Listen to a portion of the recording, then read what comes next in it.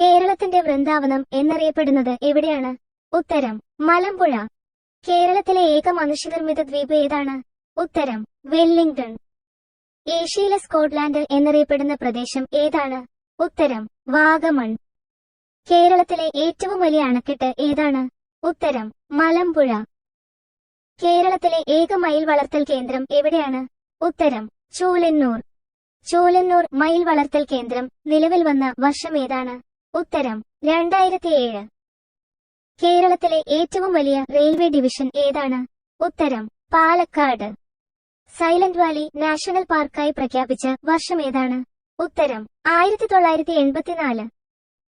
കേരളത്തിൽ ഏറ്റവും കൂടുതൽ കരിമ്പ് ഉൽപ്പാദിപ്പിക്കുന്ന ജില്ല ഏതാണ്? ഉത്തരം പാലക്കാട്.